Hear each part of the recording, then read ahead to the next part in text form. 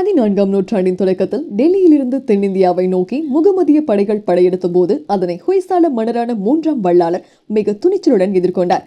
அலாவுதீன் கில்ஜியின் தளபதி மாலிக் காஃபூர் கிபி 1310 தென்னகத்தின் மீது தாக்குதலை தொடங்கிய போது துவார சமுத்திரத்தையும் திருவண்ணாமலையும் தலைநகராக கொண்டு 3ஆம் வீர வல்லாளர் ஆட்சி செய்து வந்தார். அதே சமயம் பாண்டிய நாட்டில் வாரிசுரிமை போர் வெடித்தது.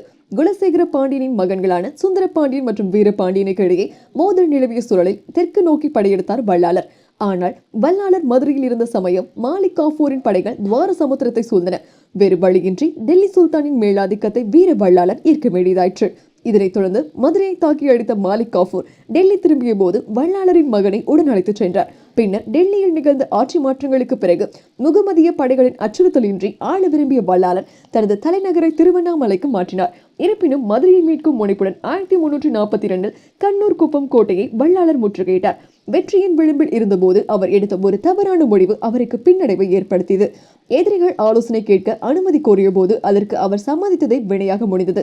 திடீரென 4000 வீரர்களுடன் வந்த மதுரை சுல்தானிய கியாசுதீன் படைகள் வல்லாளரை தோற்கடித்து மிக கொடூரமான முறையில் அவரை கொன்றனர். திருவண்ணாமலை அருணாச்சலேஸ்வரர் கோவிலுக்கு அநேக திருப்பணிகளை செய்த ஒரு மாபெரும் மன்னனின் வீர வரலாறு இத்துடன் ஒரு சோகமான முடிவுக்கு வந்தது.